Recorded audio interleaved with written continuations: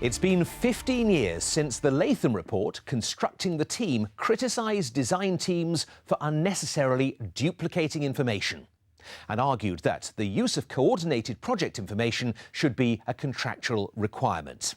And so it came to pass.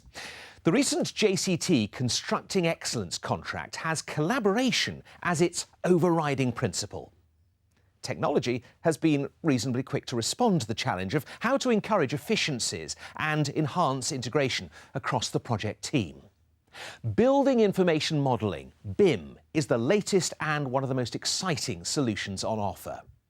BIM uses computer-generated models containing intelligent data relating to its construction, procurement and maintenance. Changes anywhere automatically update through the project information package. Integration by default, some might say, but undoubtedly impressive. So the question is, in these harsh economic times, can we afford to buy into these exciting new collaborative technologies? Or can we afford not to? We are delighted to have two leading voices in collaborative working and BIM technology to explain to us what it's all about. Steve Reyes is the Principal Lecturer at the School of Architecture at Oxford Brookes University and the first lecturer in the UK to incorporate a lecture on BIM in relation to the JCT Constructing Excellence contract into the practice and management model for diploma students. Nicholas Nisbet is a director at AEC3, where he leads work on software development, including XML development within Building Smart, and was a key contributor to BS 1192, collaborative production of architectural engineering and construction information, published in 2007. Welcome to you both. Thank you very much for coming in. Before we get on to the technology, can we start by talking a little bit about these drivers for collaborative working that we've just mentioned? And I'll come to you first, Steve, if I may. The JCT CE Constructing Excellence contract, can you just explain what it is and what it aims to do? I think it's a brave new document which tries to give project teams a more comfortable commercial environment for working together collaboratively and in an integrated way. Any project team needs protocols, procedures, checks, balances, and that's what the JCT CE contract tries to do. It's not perfect. It has some way to go. It builds on NEC forms of more positive forms of contract and on PCC 2000 positive forms of contract. So I think it's a step on the way, and I think it should be nurtured as much as we possibly can. Okay, because Constructing Excellence used to be called Building Excellence a few years ago, but before the contract was launched in 2007, I read Building Magazine bet that it would remain a niche contract. Is that how it's actually panned out? Well, I think like all media these days, Building Magazine sort of wanted headlines and quick fixes. There aren't going to be any quick fixes here. We're talking about profound cultural change. We're talking about decades of embedded adversarial working. That will be an evolution over many years, not next week's headline in Building Magazine. And Nick, could you just tell us what the role is of BS 1192, the Code of Practice, and what role it plays in this broader debate about collaborative working? Well, what 1192 set out to do was to define what you can reasonably expect the other players in the design team to be using to structure their information, and what you should yourself be doing, so that when the design team comes together for the first time, there are no surprises. Right, because it does relate to this kind of way that production information is assimilated within the team, doesn't it? That's one of the core drivers for the BS. Absolutely. It covers both the kind of data you should be producing and also the processes you should be using to check it before it leaves your office and indeed check it when you receive it from other offices. Right, because there's this discussion about contracts and legislation being used, whether it's the JCT CE contract or British standards, of legislation being used to engender collaboration, because as you said, there's a broader social issue to be dealt with. So do you think that using rules and contracts to enforce integration is helpful, contradiction in terms? Or? Well, I think the contracts, all contracts expect and demand information is transmitted. What's starting to happen now is that people are demanding that it should be transmitted in a form that it can be used, rather than simple notions of compliance, where documents are submitted but not necessarily in a form where they can be checked. The interesting thing about JCTCE is that it provides for a project protocol to be annexed to the contract, and there's no reason why that shouldn't be an interpretation of BS 1192. Fine. On that background note on collaboration, can we just now talk about BIM and really how this kind of idea of collaborative working fits into the wider discussion about BIM? So could you, Steve, just explain in as simple terms as possible what BIM is? I have 4 notions of BIM. And I think the first one is the current popular notion that it is one software platform. And we all know the usual people in the marketplace who are selling a form of BIM. So one software platform is the first one. Second one is an idea of using a collaborative portal where people need not necessarily use all the same sort of software, but they feel that in contributing their information to a central place, they are in some way working together. The third one is some idea of a coordinated information set.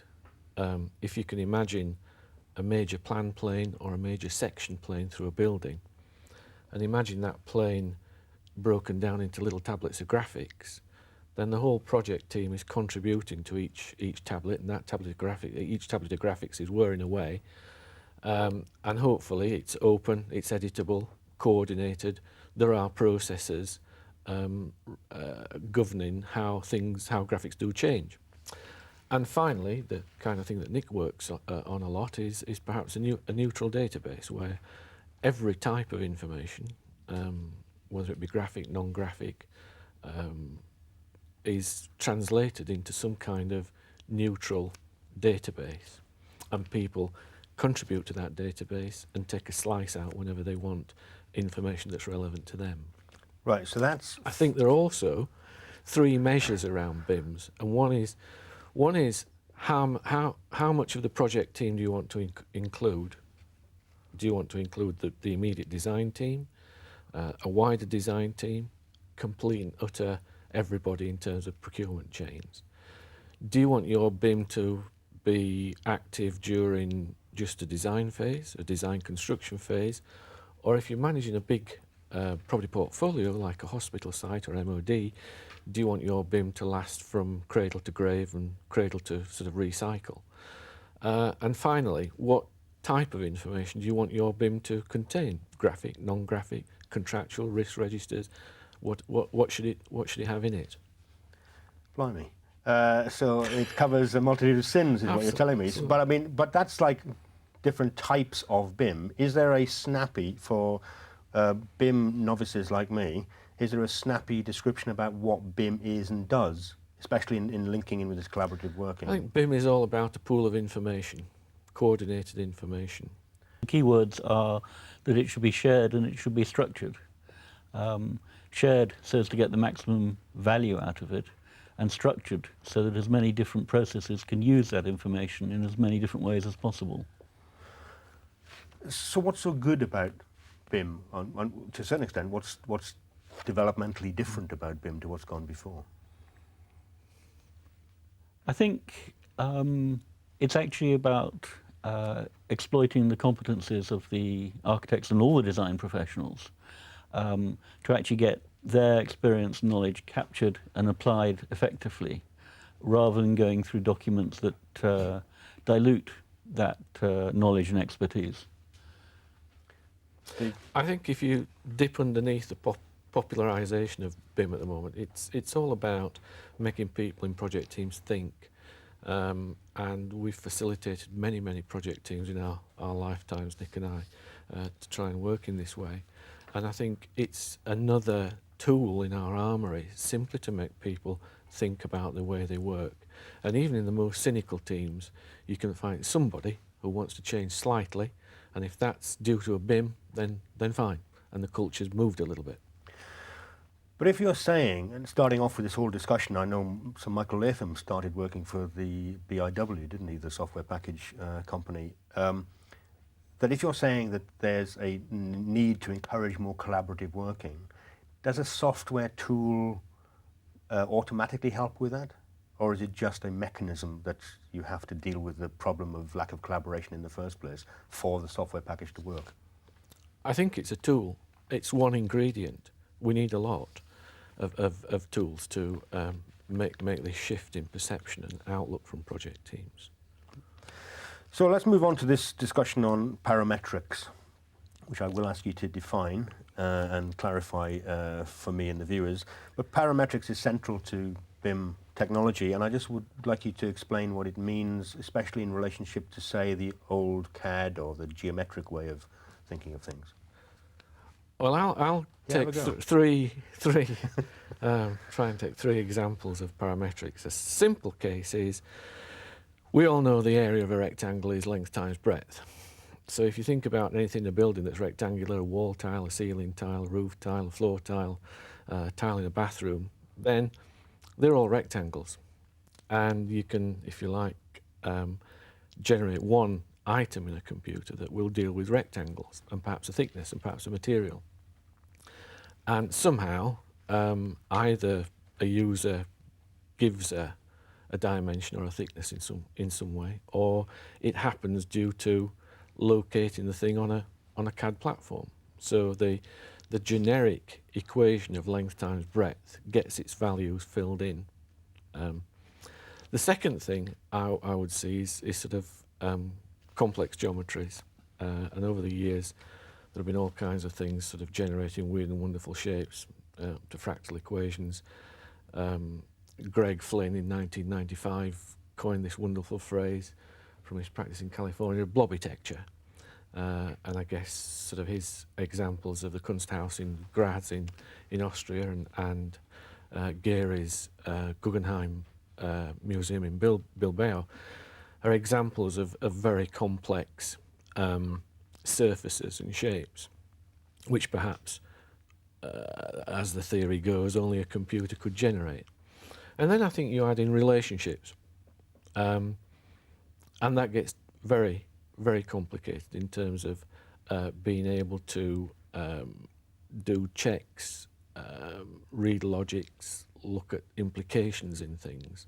And so the parametrics get far more complicated in that context. Right. Okay, I'm going to move on to you, Nick, then, to do the definition stuff of parametrics, since Steve's passed the baton on to you.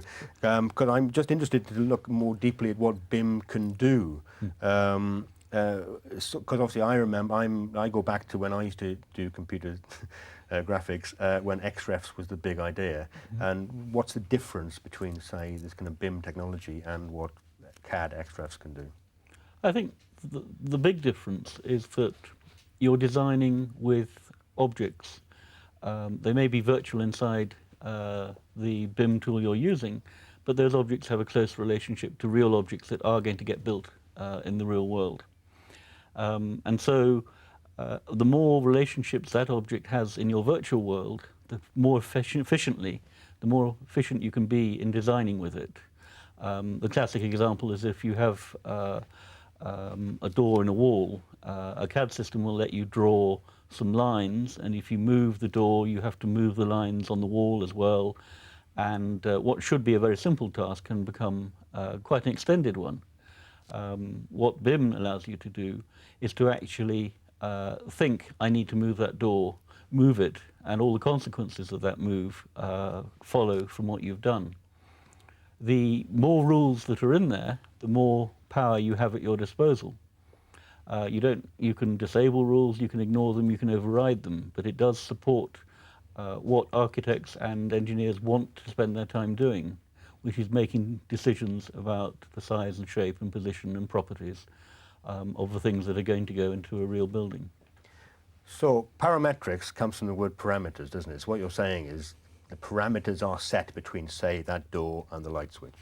Yes, there are parameters such as the expected distance and which side of the door it should be, left or right, relative to the hinge. There may even be parameters about the height of the light switch above the floor, which might be constrained by the context of the building regulations in the jurisdiction that you're working in. So the parameters may come from many different places, or the restraints on the parameters may come from many different places. But what it helps is it helps the architect to do that job more rapidly and with more confidence. Because obviously there's complicated relationships between these parameters. You have to set, or the parameters are set within the software, or you as a designer will set them. But then if you move that door and you don't want the light switch to move, you presumably have to switch off that parametric relationship between both those objects. Absolutely. Yes, absolutely. That's exactly any relationship like that is something that can be managed and disabled if it's not helping you do what you need to do. Right. But we're also just talking in these terms about a drawing on a screen, but obviously BIM has implications down the supply chain to other members of the design team.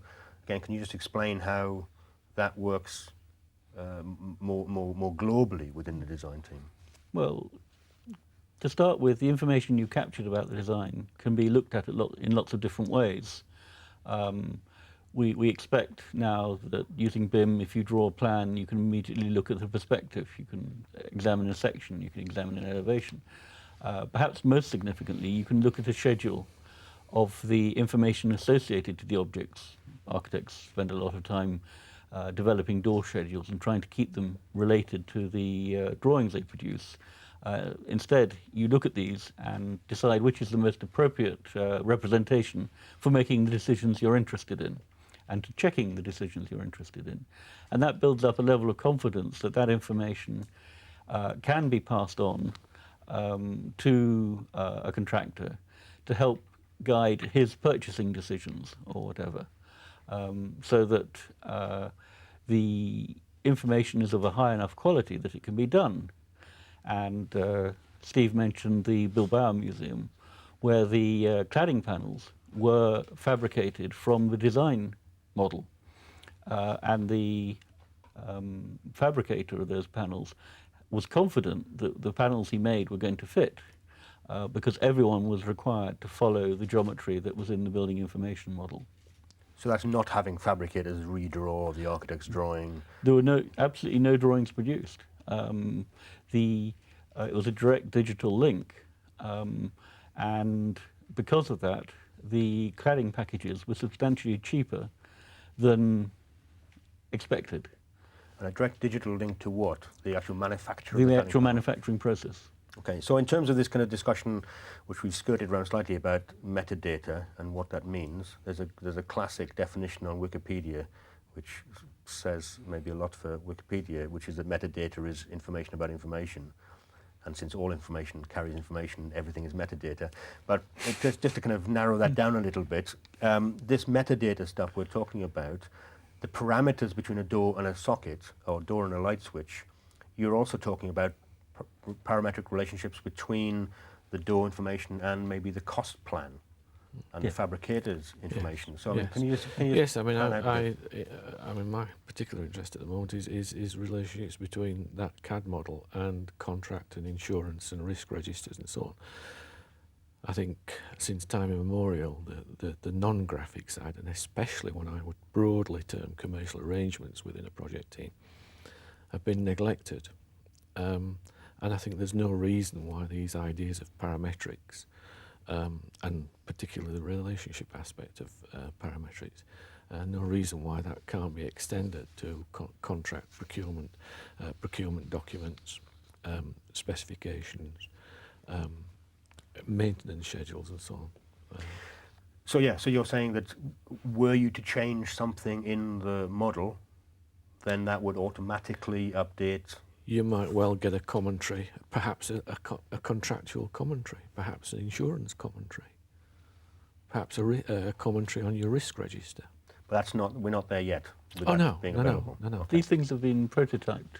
There's some very interesting work was done a few years ago in health and safety that actually warned the designer that he was introducing risks in the design as he was designing the roof of the building, which was introducing factors that were likely to cause likely to cause falls from the roof at some later stage. So even very early stage design can actually have a relationship to the risk register for the building user. Right, well, we looked at a lot of the different ways that these things pan out.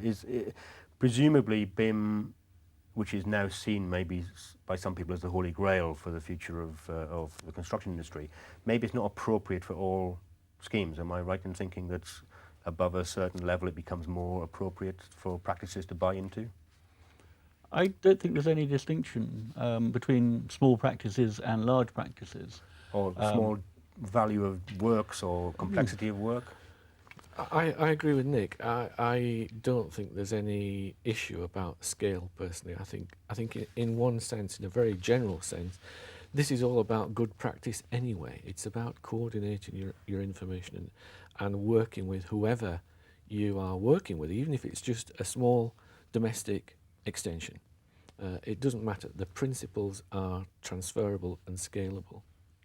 Because there's a recent survey saying the take-up for BIM at the moment is pretty low in this country, isn't it? I mean, do you think that, as we mentioned at the start of the programme, do you think that the recession or economic considerations will be a kick-start for people taking this up, actually, or a drag on people taking it up? You can speculate. I speculate very often, Austin, on what on earth will make the architectural profession and the construction industry work better together. I would hope that a recession was some kind of stimulus, and it probably will be to a small extent. But in all the years that I've been trying to get people to work in a collaborative way, I've never seen a major influence that makes the industry gel all of a sudden. Any thoughts, Nick? Well, my experience is that whatever the scale of the job or the practice, people can get benefit from it. I think there's a new generation of architects who've come through and are familiar with these tools and want to make them work, want to make them have a more agile practice. And so I think at that end of the market, they are forcing the way. And I think the larger, more established practices will have to react because the expectations that clients have are only going up, and it's a question of which of those practices can actually deliver. Just add a quick point to that. From an academic viewpoint, I have direct contact with something like 300 students every year, and certainly make it in my way for them to write something on IT and BIMs and so on. And I think it is quite interesting how they are already getting to grips with the idea of cloud computing and some of these new ideas of collaboration. And some of them are even thinking about forming their own companies and hiring the old guys like me to fill in the bits of expertise that they don't have. But they can see immediately, rather than the sort of cynical generation that we belong to, they can see immediately the benefits in trying to work like this. On the other hand, on the other hand, it always amazes me that and I'm going to partly contradict what I'm saying here, is that I deal with part 3, which is the final examination to go on the Architect's Legal Register. And it is amazing how many younger generation come back with cynical attitudes when they've been out in practice. And there is this dichotomy between, on the one hand, during their education, they can see these ideas, but as soon as they get out there, they're met with a wall of cynicism. Okay. Well, speaking as a whippersnapper in this environment, I'm certainly not cynical about it, and I think that's a very, very interesting exposition, a starting point about understanding something which is pretty futuristic. But hopefully, much of this stuff is just around the corner, and our brief foray into building information modelling has come to an end, I'm afraid, for now. We'll be revisiting this topic, as you can tell, in the very near future, as there's very much to explore in the range of BIM products and project applications. Please take a look at the study notes for more information. But until the next time, I'd just like to thank Steve Race from Oxford Brookes and Nick Nisbet from AEC3 for making a fantastically complicated subject easily digestible. From all of us here, Goodbye for now.